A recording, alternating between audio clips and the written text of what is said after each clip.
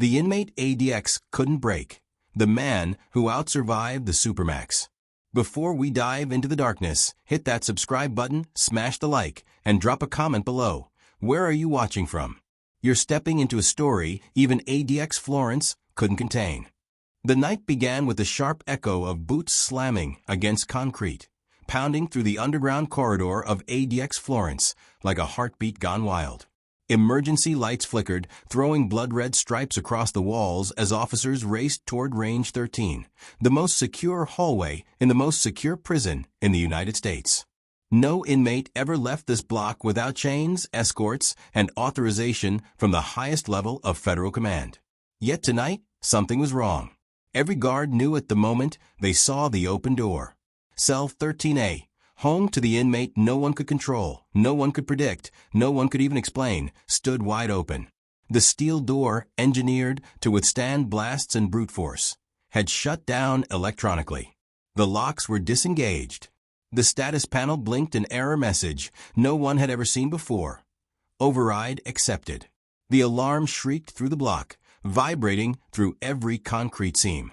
Officers stormed inside, expecting a riot, an escape attempt, or a hostage situation. But the inmate was still there, sitting calmly on his cement bed, staring straight ahead as if the chaos were nothing but background noise. His name had been removed from every record years ago, sealed, classified, erased. To the staff, he was simply Inmate Zero. He didn't flinch when they aimed flashlights at his face. He didn't react when an officer shouted, demanding he lie down. He didn't speak, didn't blink, didn't move. He simply watched. What unsettled the guards wasn't that he'd escaped his restraints or hacked the door. No. What unsettled them was that he seemed to know they were coming before the alarm even started. He sat perfectly centered on the bed, hands folded, posture controlled, like he'd rehearsed the moment 1,000 times. "Check the cameras," Lieutenant Harris barked. They scrubbed the last hour of footage. What they saw chilled them. The inmate had been awake the entire night, sitting still in total darkness. At 2:13 a.m., the lights flickered. The same moment engineers later confirmed the security grid glitched. For exactly 14 seconds, every camera in Range 13 froze on a single frame. When the feed returned, the cell door indicator had already switched to unlocked.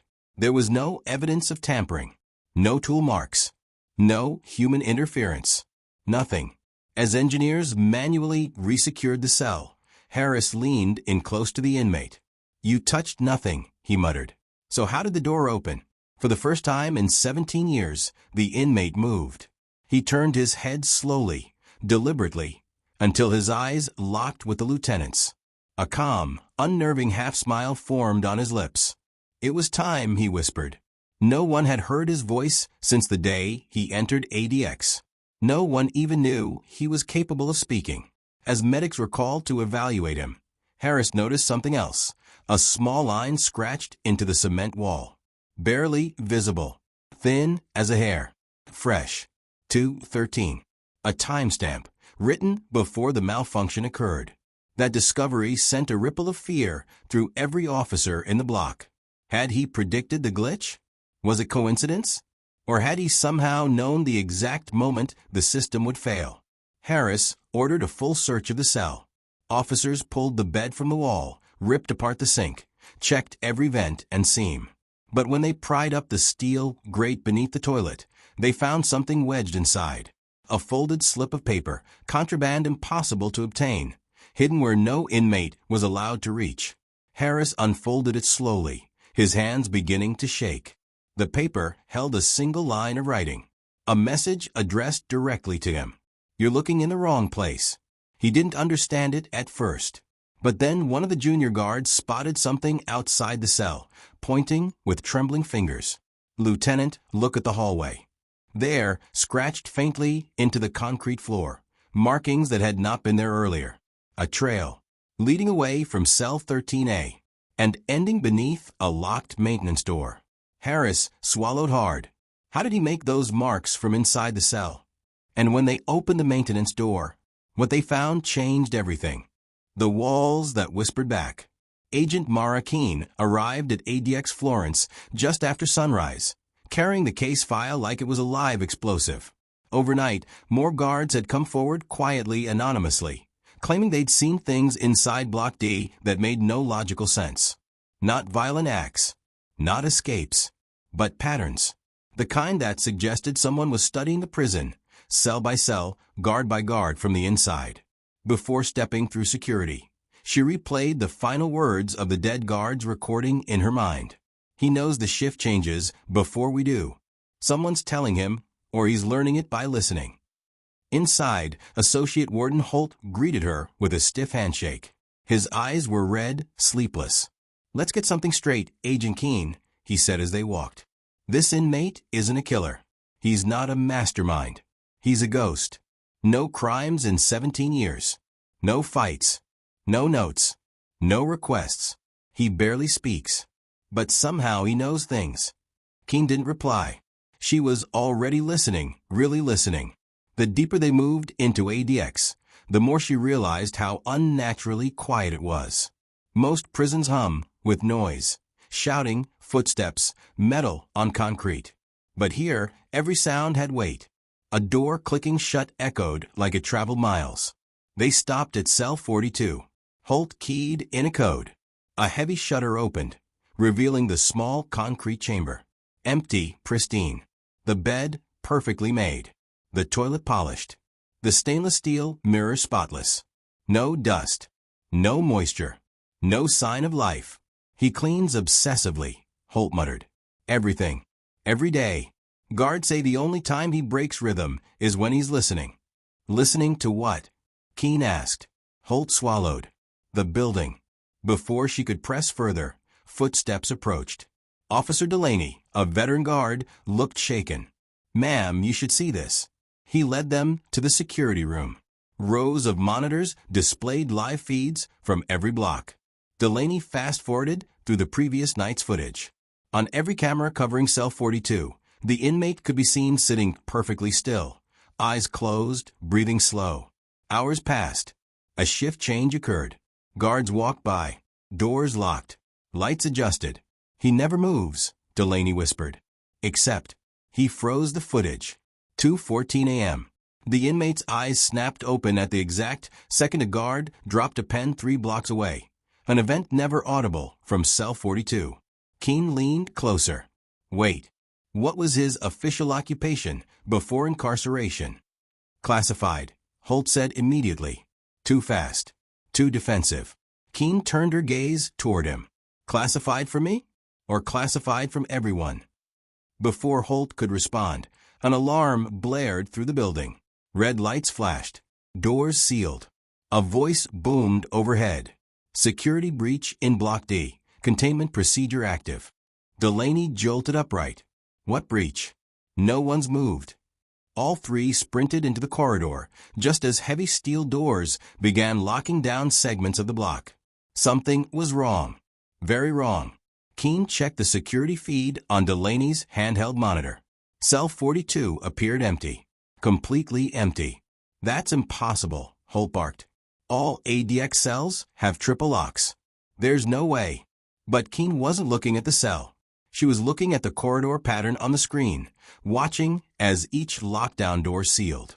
Each segment closing in a domino-like sequence. A sequence that wasn't random. A sequence that someone could trigger if they memorized every blind spot, every maintenance schedule, every timing gap in the system. Holt stared at the screen, breath shallow. "Agent Keene, if he's not in his cell, then where is he?" Keene already knew the terrifying answer. She whispered it like a confession. "He's exactly where he planned to be." A siren wailed. A hallway camera glitched, then came back online, revealing a shadow moving just outside the control room door. Not rushing. Not panicked. Calm. Controlled. Like someone who'd rehearsed this moment for years.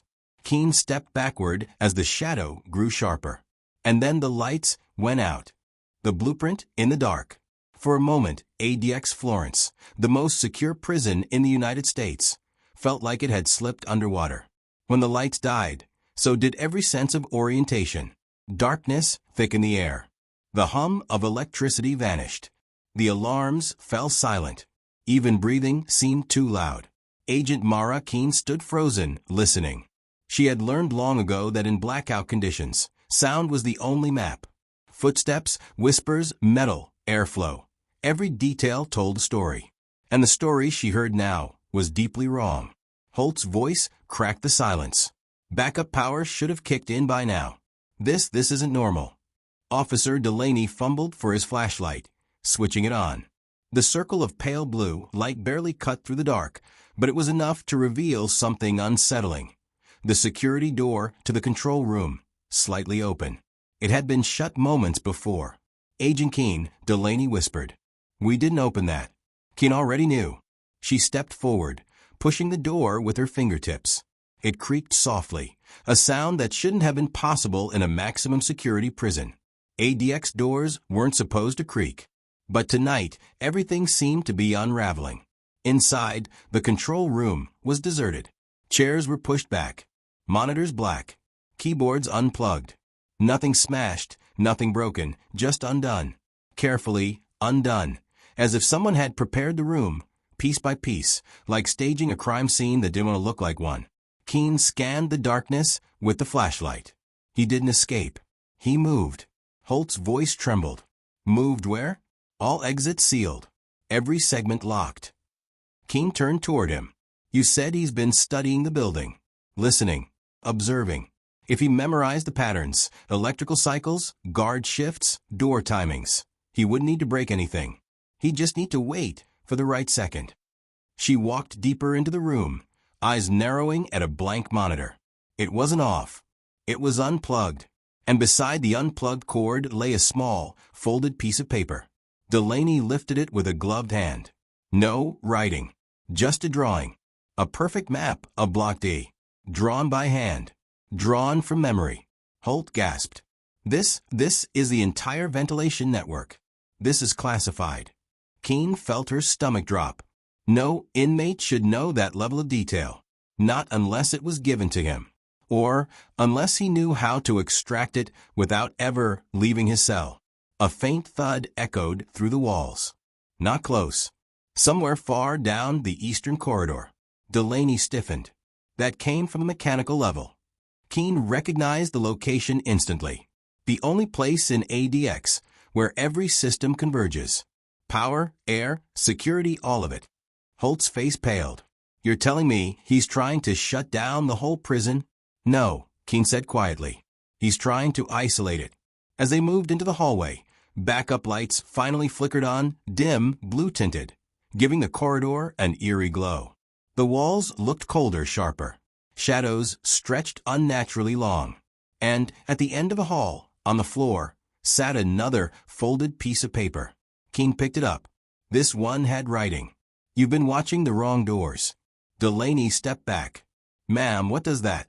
Before he could finish, a metallic groan rippled through the building. The kind that traveled inside steel beams. The kind that meant pressure was shifting. The ventilation system. A gust of cold air rushed through the corridor, kicking up dust. Holt grabbed a handrail to steady himself. Keen raised her flashlight. And there, just above them, was the most chilling sight yet. A ceiling vent unscrewed. Not forced. Not broken.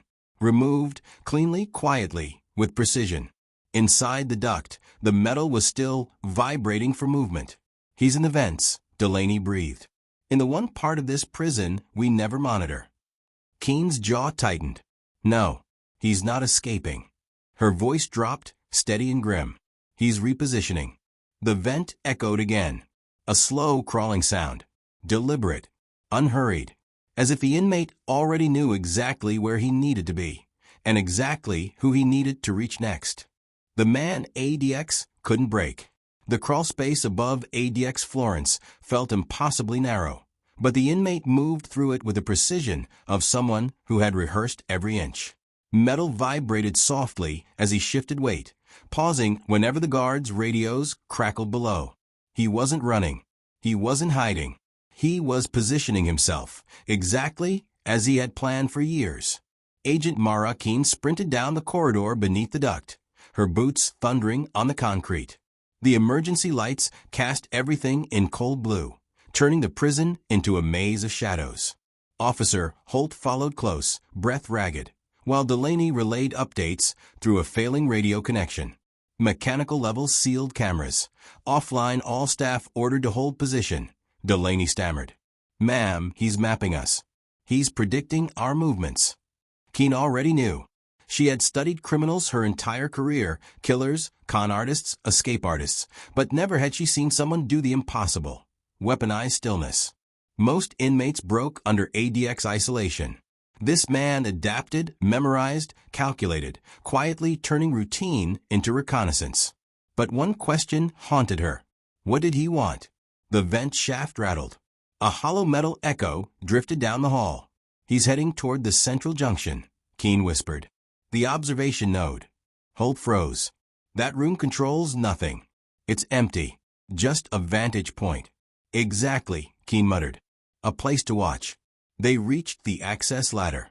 The screws on the vent above were freshly loosened. So precise it was almost surgical. The prisoner wasn't improvising. He was following a blueprint he had carved into his mind over 17 silent years. Keen climbed first, pushing open the ceiling grate. The air in the crawlspace was cold, metallic, and whispering with the faint hum of restored backup power. She lifted her flashlight and froze. Up ahead, the inmate sat cross-legged at the edge of the central junction, a small platform surrounded by ductways. He wasn't hiding. He wasn't armed. He was waiting, hands resting calmly on his knees, as if he had been expecting her all along. Don't move, Holt shouted from below. The inmate didn't flinch. His face was expressionless, eyes steady. Not cruel, not frightened, just impossibly aware. Keen raised a hand, signaling silence. How did you do all this? She asked softly, crawling toward the platform.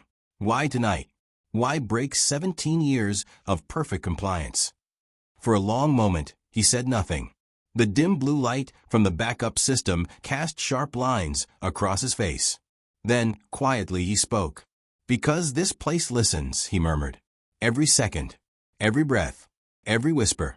I needed you to listen, too. Keen frowned. Listen to what?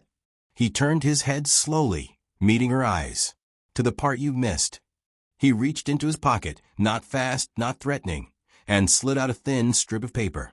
The same paper he had used to draw maps. He held it between two fingers. Keen took it, unfolded it. Her breath caught. It wasn't a map. It was a schedule. Not his schedule. Hers. Her case assignments. Her travel logs. Her interviews. Her reports. 3 years of her movements, charted with eerie precision. Holt swore under his breath. Ma'am, what is this? Keen felt cold. It's a surveillance record. Of me. The inmate nodded once. Someone fed me information. Someone wanted you to find me tonight. Someone wanted this blackout. Keen's pulse hammered.